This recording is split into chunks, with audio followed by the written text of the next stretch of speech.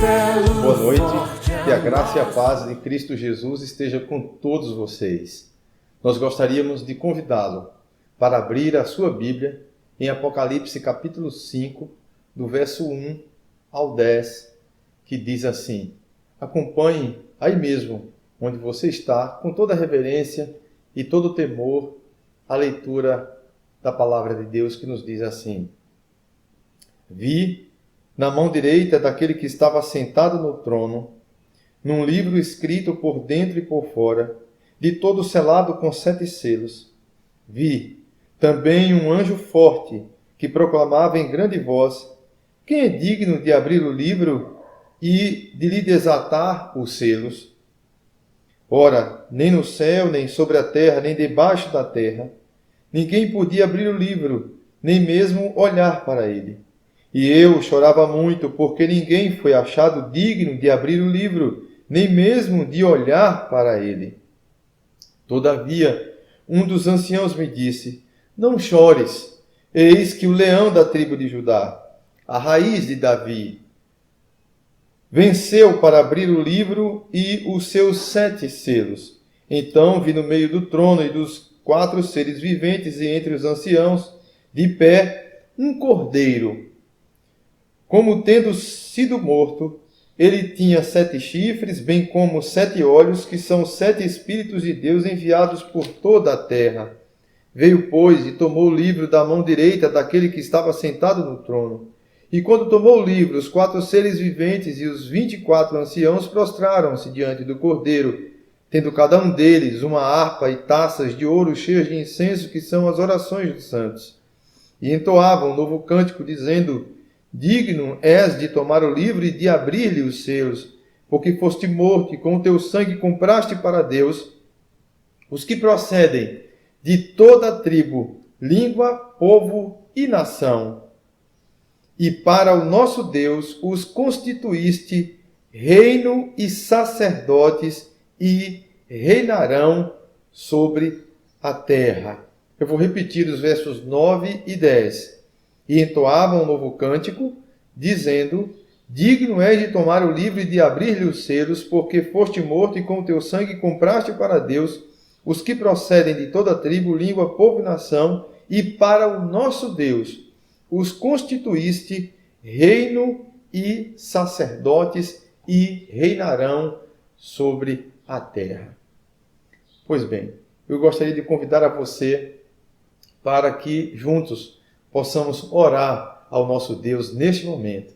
Então eleve seus pensamentos ao Senhor e juntos nós vamos orar ao nosso Deus, pedir ao Senhor que fale conosco, que nos ensine a sua palavra. Oremos. Senhor, nosso Deus, nosso bom Pai, nós queremos diante de Ti, Senhor, rogar a Tua misericórdia sobre as nossas vidas. Ó Deus, fala Tu conosco e nós Te ouviremos. Ó Deus, humildemente nós Te suplicamos. Fala Tu conosco, Senhor, exorta-nos, converte-nos, transforma-nos, consola-nos. Nós assim Te rogamos, ó Pai, em nome do Senhor Jesus Cristo. Amém. Bem, a maior contribuição de Lutero à eclesiologia protestante foi a sua doutrina do sacerdócio de todos os cristãos. Contudo, nenhum outro elemento do seu ensino tem sido tão mal compreendido. Para alguns, isso significa que não há mais sacerdotes na igreja. Porém, é mais comum as pessoas acreditarem que o sacerdócio de todos os cristãos implica em que cada cristão é o seu próprio sacerdote. E assim eles teriam o direito de julgamento quanto aos assuntos de fé e doutrina. Seria um individualismo, no sentido de que eu sou o meu próprio sacerdote.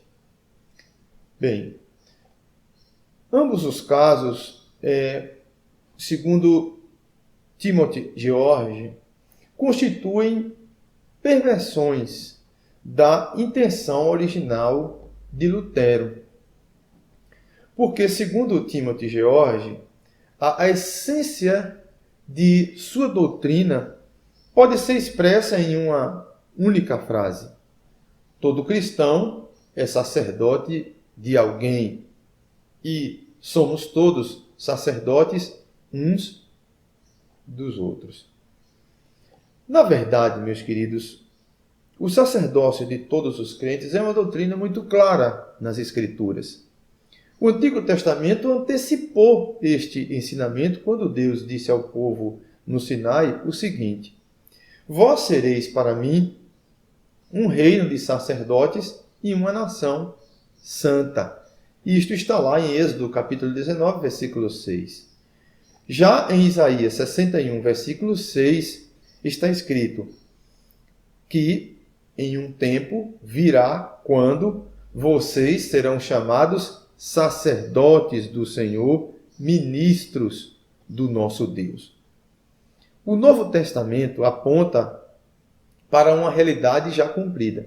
Em 1 Pedro, capítulo 2, versículo 5, diz aos crentes: vocês também estão sendo utilizados como pedras vivas na edificação de uma casa espiritual para serem sacerdócio santo, oferecendo sacrifícios espirituais aceitáveis a Deus por meio de Jesus Cristo. E em seguida, no verso 19, diz: vocês são uma raça escolhida, real sacerdócio, nação santa, povo de propriedade exclusiva de Deus, para que possam proclamar as maravilhas daquele que vos chamou das trevas para a sua maravilhosa luz. E, finalmente, em Apocalipse, capítulo 5, versículos 9 e 10, onde nós lemos, é dito: tu és digno de receber o livro e de abrir os seus selos, pois foste morto, e com o teu sangue compraste para Deus homens de toda a tribo, língua, povo e nação. Tu os constituíste reino e sacerdotes para o nosso Deus, e eles reinarão sobre a terra. Apocalipse ecoa a realidade profetizada em Êxodo capítulo 19, 6, conforme lido: vocês serão para mim reino e sacerdotes, uma nação santa. Isso significa que todos nós somos chamados para tornar Deus conhecido ao mundo. Podemos fazer isto simplesmente pela maneira como vivemos nossas vidas, de modo que as pessoas possam reconhecer a Deus na maneira como interagimos com os outros. Contudo, como entender a doutrina do sacerdócio de todos os crentes à luz de Apocalipse capítulo 5 e suas implicações práticas para os nossos dias hoje? Bem, o nosso primeiro ponto é: o poder do reino está sobre os ombros do Cordeiro. O poder do reino está sobre os ombros do Cordeiro. Veja que os versículos 5 e 8 dizem: eis que o leão da tribo de Judá, a raiz de Davi, venceu para abrir o livro e os 7 selos. Então vi um cordeiro que parecia ter estado morto, de pé, no centro do trono. Ele se aproximou e recebeu o livro da mão direita daquele que estava sentado no trono. Ao recebê-lo, os 4 seres viventes e os 24 anciãos prostraram-se diante do cordeiro. E eles cantavam um cântico novo: tu és digno de receber o livro e de abrir os selos, pois foste morto e com teu sangue compraste para Deus homens de toda a tribo, língua, povo e nação.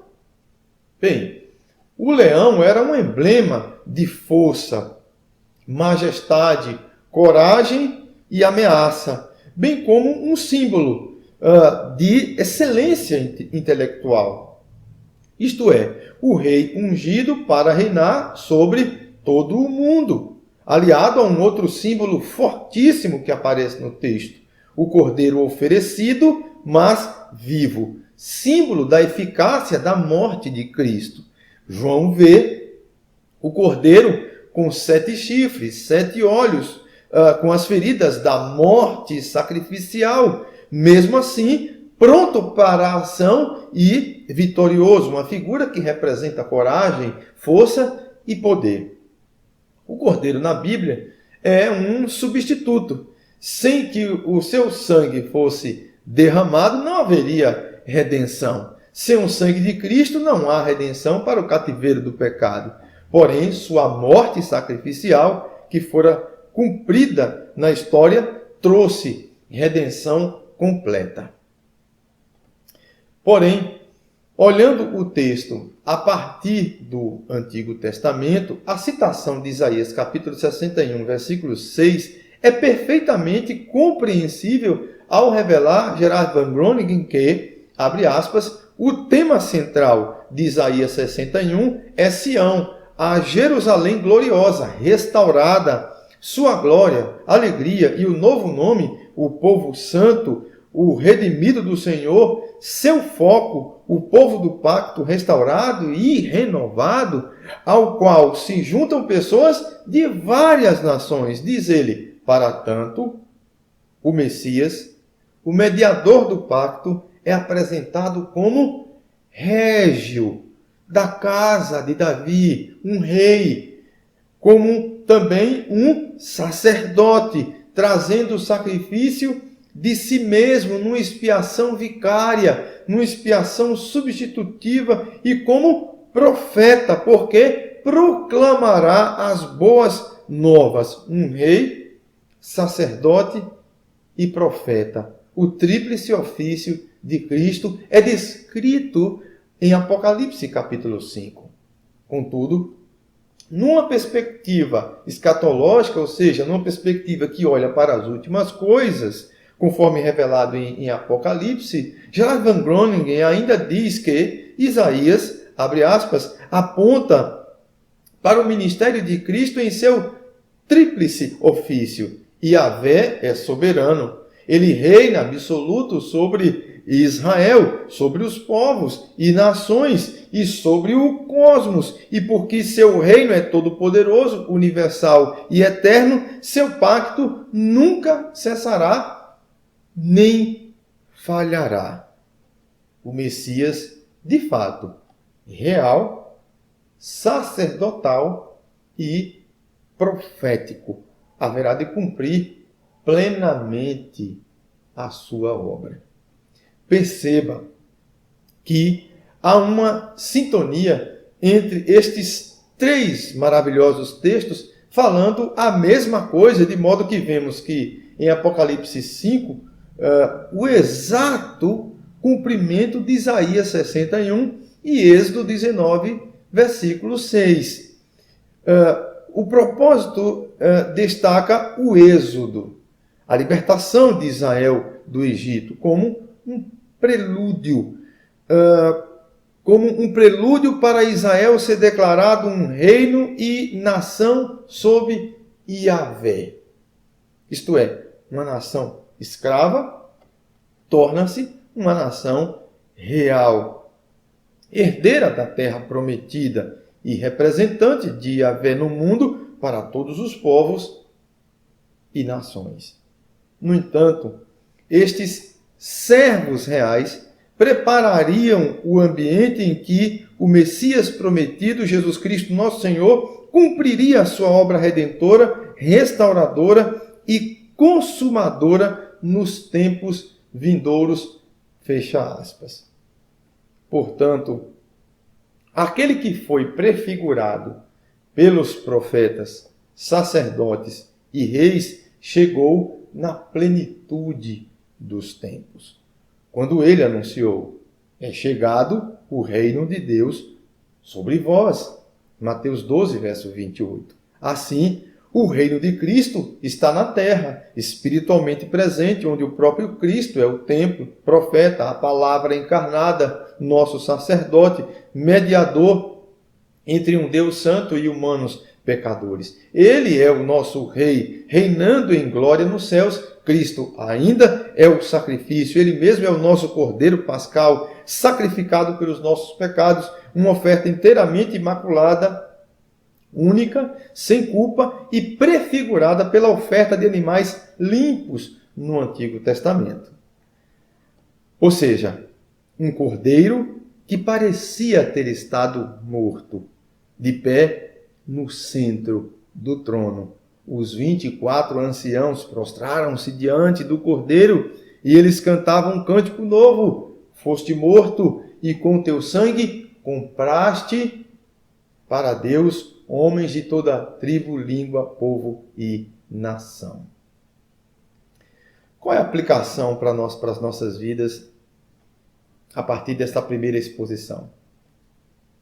Após ver toda esta história da salvação, vemos uma sincronia desde o princípio que se estende da queda à redenção e ao final na glorificação, ou seja, enxergamos Cristo Cordeiro no Antigo Testamento, Cristo Cordeiro no Novo Testamento e Cristo Cordeiro na eternidade, revelando de uma forma incompreensível o trabalho santo de um Deus que escolheu pecadores, que salvou pecadores e sacrificou o seu próprio Filho no lugar dos pecadores e deu graça para o exercício de um sacerdócio por meio do qual eu e você, nós podemos cultuá-lo, nós podemos adorá-lo, nós podemos exaltá-lo, nós podemos anunciá-lo,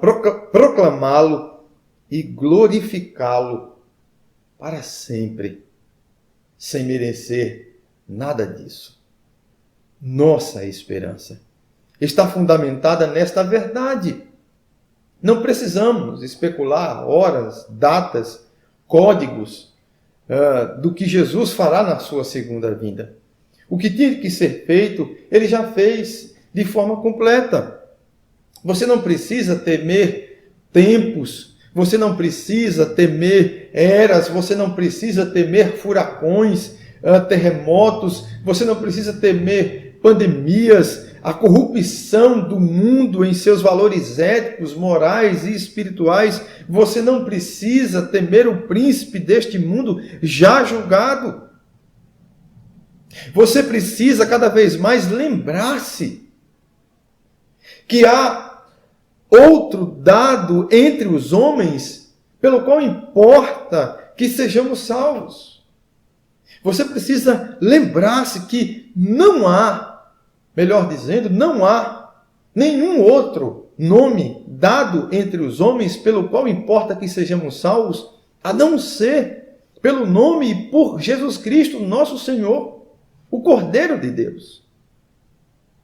Este é o fundamento da nossa esperança. O Cristo morto, mas ressurreto, exaltado, assentado à mão direita de Deus Pai Todo-Poderoso, de onde há de vir para julgar os vivos e os mortos. Ele é nossa esperança. Sem esta verdade, sem o Cordeiro que tira o pecado de sua vida, não há como você estar lá entre aqueles que entoarão um novo cântico. Não há como você receber a herança eterna sem o sangue do Cordeiro. Hoje ainda, você pode crer e se arrepender dos seus pecados e receber o dom da vida mediante a fé em Cristo Jesus. Segundo, ele os fez realeza e sacerdotes para Deus. Primeiro, o poder do reino está sobre os ombros do Cordeiro. Segundo, ele os fez realeza e sacerdotes para o nosso Deus. O texto diz assim: tu os constituíste reino e sacerdotes para o nosso Deus, e eles reinarão sobre a terra. Então olhei e ouvi a voz de muitos anjos, milhares de milhares e milhões de milhões, Eles rodeavam o trono, bem como os seres viventes e anciãos, e cantavam em alta voz: digno é o Cordeiro que foi morto de receber poder, riqueza, sabedoria, força, honra e glória. Uma outra face de Cristo nos é apresentada aqui. Neste texto, Cristo é o sumo sacerdote por excelência. Por isso, a passagem do Antigo Testamento mais citada no Novo Testamento é o Salmo 110, de 1 a 4, o versículo 4, que diz: o Senhor jurou e não se arrependerá. Tu és sacerdote para sempre, segundo a ordem de Melquisedeque. Cristo não tem pecado, enquanto os sacerdotes eram pecadores. Cristo ofereceu a si mesmo, enquanto os sacerdotes ofereciam touros e cabras. O sacrifício de Cristo é uma vez por todas, ao passo que o sacrifício do sacerdote era permanente e contínuo. Devido a esta ordem superior do sacerdócio, todo sacerdócio humano é cumprido e abolido. No entanto, por causa do sumo sacerdócio de Cristo, e porque agora nós estamos nele, os cristãos todos se tornam sacerdotes. Desse modo, por causa de Cristo, os crentes são agora todos profetas, sacerdotes e reis. Os cristãos são agora parte de um sacerdócio real que profeticamente anuncia a sua mensagem. O que confere com 1 Pedro, capítulo 2, versículo 9, está escrito: mas vós sois a geração eleita, o sacerdócio real, a nação santa, o povo adquirido, para que anuncieis as virtudes daquele que vos chamou das trevas para a sua maravilhosa luz. Veja, para que anuncieis as virtudes daquele que vos chamou das trevas para a sua maravilhosa luz. Sacerdócio real. Estas honras conferidas aos remidos implicam em deveres, em serviço, bem como também em privilégios. Nesta condição de sacerdotes, apresentam suas almas, mas apresentam seus corpos como um sacrifício vivo a Deus, conforme Romanos capítulo 12, versículo 1 e 2, e sendo um santo sacerdócio, oferecem sacrifícios espirituais aceitáveis a Deus por Jesus Cristo, conforme 1 Pedro capítulo 2, versículo 5.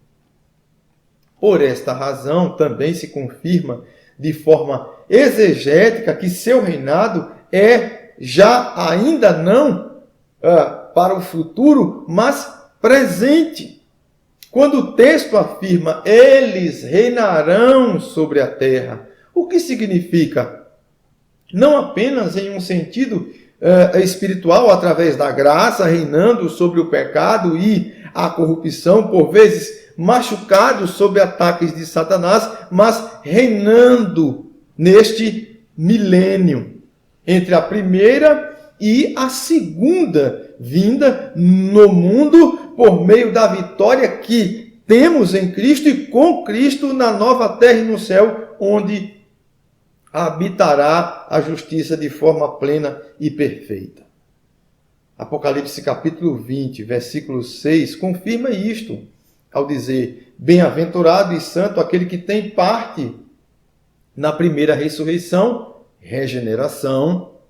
Sobre estes não tem poder a segunda morte, mas serão sacerdotes de Deus e de Cristo e reinarão com ele 1000 anos. Refere-se exatamente a este estado presente, de fato um reino espiritual, um poder espiritual. Mas como se dá este sacerdócio de todos os crentes? Como eles reinam aqui e agora e de que forma? Bem, tudo isto é mais abrangente do que pensamos. Lutero dizia: todos nós somos ordenados sacerdotes através do batismo. Ninguém pode negar que cada cristão tem a palavra de Deus e foi instruído e ungido por Deus para ser sacerdote. Fecha aspas, afirma Lutero. Agora, por que Lutero faz esta afirmação? Assim que a igreja foi reconhecida oficialmente pelo Império Romano, ela foi institucionalizada. E assim foi introduzido o conceito de clero e laicato, laus, povo leigo. Então, segundo a história, Cipriano começou a usar a palavra leigo para se referir ao povo crente como distinta do clero. Resultado, começou aí a se separar aqueles que trabalham profissionalmente para a igreja e aqueles que não trabalham, voltando assim ao rito do Antigo Testamento, sacerdotes e povo, ou seja, duas classes dentro da igreja, seculares e religiosos. Quando Lutero referiu-se ao sacerdócio de todos os crentes, ele estava então sustentando que o rapaz da roça poderia fazer um trabalho sacerdotal. Na verdade, o cuidado com a sua lavoura e a ordenha de sua vaca era um trabalho sacerdotal conforme Lutero. Portanto, não deveria existir hierarquia, nem essa divisão entre clero e povo, entre sacerdotes e povo, onde o sacerdócio é uma vocação e a ordenha da vaca, ou outro trabalho, não era. Lutero dizia que ambos eram tarefas que Deus chamou seus seguidores a fazer, cada um de acordo com seus dons. Lutero ensinou que os cristãos devem estar envolvidos com o mundo, como sal da terra e luz. Porque, segundo ele, porque a fé correta, segundo Lutero, não faz as pessoas desistirem de seus chamados e começarem um chamado espiritual como os monges faziam.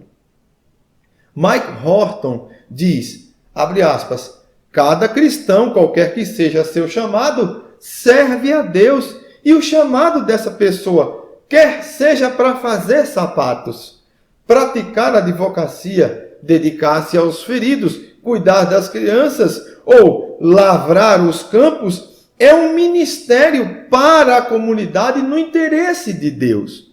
Resultado disso foi que a Reforma produziu grandes artistas como Johann Sebastian Bach, cujas composições foram assinadas com o slogan Soli Deo Gloria, e Rembrandt, considerado um dos maiores nomes da história da arte europeia e o mais importante da história holandesa, sem falar em Handel e em Dürer. Qual a aplicação prática para as nossas vidas? Meus queridos, Michael Horton diz algo maravilhoso. O céu é a esperança final do crente, mas é neste mundo que Deus escolheu revelar, agir, redimir e restaurar. De modo que pintar, cantar, tocar um instrumento, compor, escrever, dirigir, atuar, esculpir, são chamados que requerem justificativa evangelística. Tudo que Deus requer de um cristão é a melhor, mais criativa e profunda obra que puder produzir. Calvino escreveu: o Senhor ordena que cada um de nós, em todas as ações da vida, atente para o seu chamado. Veja, o Senhor ordena que cada um de nós, em todas as ações da vida, atente para o seu chamado. Qual a conclusão? Meus queridos, creio que a palavra de Deus tenha nos ensinado que agora, nestes tempos de pandemia, a igreja local passe a ser melhor compreendida. quando você mesmo pode perceber que a igreja visível permaneceu funcionando através dos homens e mulheres de negócios, profissionais, advogados, donas de casa, estudantes, artistas, coletores de lixo, doutores, operários, também por meio de missionários, evangelistas, pastores e líderes, apesar de estarmos todos em casa. Ou mesmo indo aos serviços essenciais, estiveram espiritualmente ligados a Cristo e ao seu corpo espiritual, praticando um sacerdócio comum a todos os cristãos, a todos os crentes. Enquanto outros que sempre foram negligentes na igreja local, nas palavras do reverendo John Hahn, abre aspas, pensam que apenas estudantes de teologia têm educação para evangelizar, ensinar e aconselhar. Presumem que uma vez muito ocupados, apenas necessitam fazer o que são ensinados e manter o assento aquecido na igreja é sua tarefa básica. Vou repetir. Presumem que uma vez muito ocupados, apenas necessitam fazer o que são ensinados e mantêm, ou o que são ensinados a manter o assento aquecido na igreja é sua tarefa básica. Ou são ensinados a manter o assento aquecido na igreja tem sido sua tarefa básica. Consequentemente, abandonam facilmente a mais completa responsabilidade que Deus lhes deu. Fecha aspas. Meus queridas irmãs, quem desprezou a igreja local ou a despreza, nunca saberá o que é viver como igreja visível. Nem antes, nem durante, nem depois da pandemia. A não ser que se arrependa. Porque o entendimento deduzido das Escrituras é que a Congregatio Sanctorum, ou o sacerdócio de todos os crentes, é local e visível.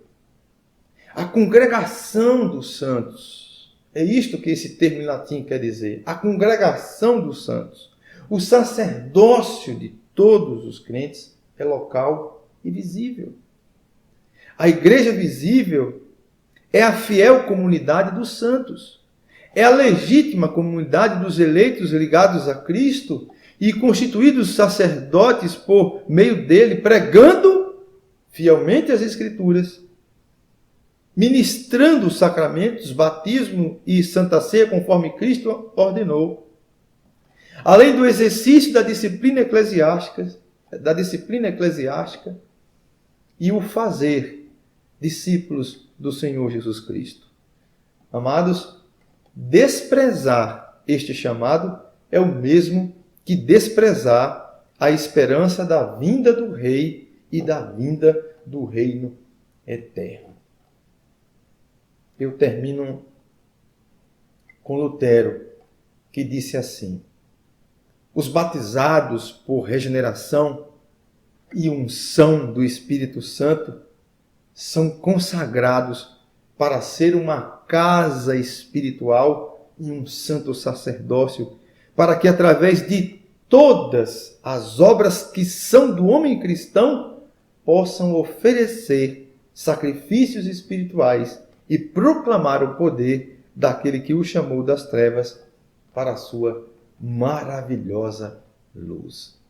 Que Deus, pois, vos abençoe e aplique esta palavra ao seu coração. Amém.